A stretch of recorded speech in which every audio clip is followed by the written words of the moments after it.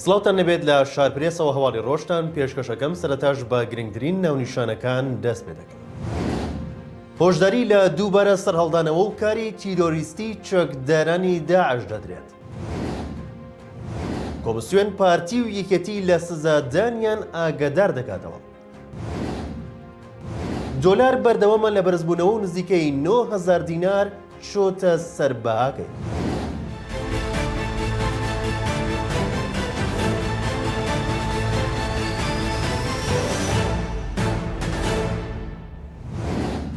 فەرماندەی گشتی هێزەکانی سووریای دیموکرات هەسەدا لەسەر پەلامارەکەی ئەمڕۆی داعش بۆ سەر هێزەکانیان لە شاری ڕەققا هاتنە دەنگ و مەترسێکی گەورەش ئاشکرا دەکات.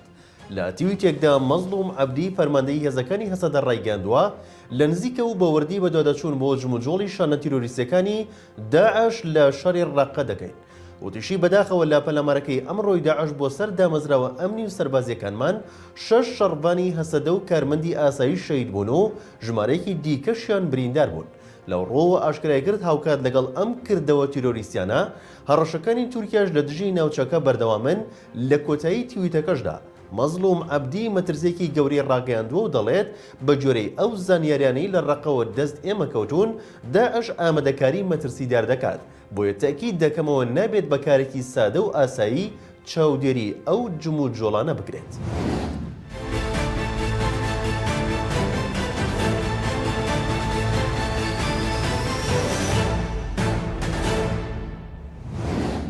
کۆمسیۆنی باڵای سەربەخۆی هەڵبژاردنەکانی عێراق 265 پارتی سیاسی مۆڵەت پێدراوی ئاگادار دەکاتەوە ژمارەی کۆتایی خەرجکردنی بودجەکەیان بۆ کۆمسیۆن بنێرن. باجۆرەی بڕیارەکەی کۆمسیۆن کە لە نێویدا ئاراستەی پارتی دیموکراتی کوردستان و یەکێتی نیشتیمانی کوردستان کراوە. هەر حیزبێکی سیاسی مۆڵەت پێدانی حکوومەتی عێراقی هەبێت دەبێت ژمارەی کۆتایی ساڵ بداتە کۆمسیۆن. لە حاڵەتی پابەند نەبووندا کۆمسیۆن بە جۆرەی یاسا دەتوانێت مۆڵەت لەو حیزبانە وەربگرێتەوە.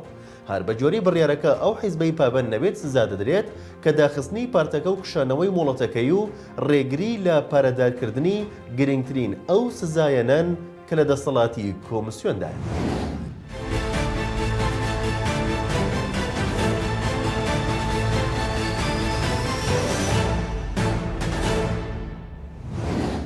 لە دوا کۆبوونەوەی ئەم مانگەی جواتی نیشتیمانی و جواتی گشتی بزوتنەوەی گۆڕان عومەر سەیعەلی پێڕاگەیاندون بەڵ تاڵەبانی داوای لێکردن بزوتنەوەی گۆڕان لەگەڵ یەکێتی یەک بگرێتەوە و پێشی وتم چیتان دەوێت بۆتان بکەم.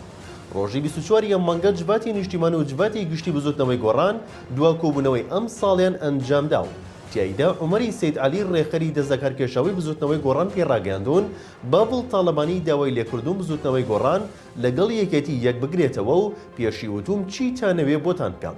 ئەمەش لە کاتێکدایە بڕیار بوو بەر لە کۆتایی ئەمساڵ گۆڕان کۆنفرانسی نیشتیمانی خۆی ساز بدات. بەڵام وەکو دەوترێت بەهۆی ناخۆکین لە نێوان سەکردەکانی بزوتنەوەکە لەلایەک و هەوڵێکی ئەم دوایەی دکتۆر بورهان یاسین بۆ ئاشتەوایی لە نێوان ڕازی و ناڕازیەکانی بزوتنەوەکەدا لەلایەکی ترەوە کۆنفرانسەکە نەکرا.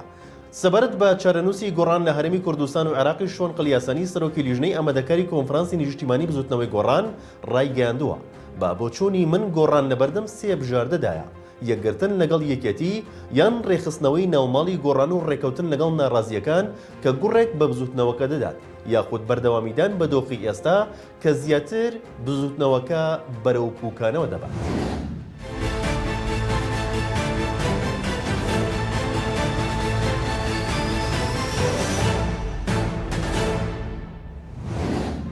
ماوەی چەند هەفتەیەکە بازاڕەکانی ئەڵوگۆڕی درە و ناجێگیریان بەخۆیانەوە بینیوە و نرخی دۆلار بەرامبەر بە دینار بەردەوام لە بەرزبوونەوەدایە. ئەمڕۆ جارێکی دیکە نرخی دۆلار بەرز بوو تا ئامادەکردنی ئەم هەواڵە 100 دۆلاری ئەمریکی گەیشتە 158,000 دینار کە ئەوەش بەرزترین ڕێژەیە بەخۆیەوە بینی بێتی لە ماوەی 15 ساڵی ڕابردوودا. بەرزبوونەوەی نرخی دۆلار بە شێوەیەکی چاوەڕوانەکرا و ڕوویدا بوو بە جۆرێک لە جۆرەکان نەسەقامگیری ئابووری دروست کردووە لە بازاڕەکاندا. ئەوەش دوای ئەوەی لە ماوەی تەنها 20 ڕۆژدا زیاتر لە 9,000 دینار چۆتە سەربەهاکەی. بەرامبەر بە دیناری عێراقی و چاودێران و شارەزایانی دارایی و ئابووریش پێیان وایە ئەگەری زیاتر بەرزبوونەوەی بەهاکەی هەیە پێدەچێت لە ڕۆژانی داهاتوودا نرخی هەر 100 دۆلارێک بگاتە 160,000 دیناری عێراقی. لە ماوەی ڕابردوودا چەندین جار بانکی ناوەندی عێراق ڕوونکردنەوەی داوە لەبارەی ئەوەی نرخی فەرمی دۆلار جێگیرە و هیچ گۆڕانکاری بەسەردان نەهاتووە و نایە. بەرزبوونەوەکەش کاتیە بەڵام چەند ڕۆژێکە لەسەر یەک بەرزبوونەوەی نرخی دۆلار بەردەوامی هەیە. لە شاپرێسەوە هەواڵی ڕۆژتان پێشکەشکرا. شاد و بەختەوە.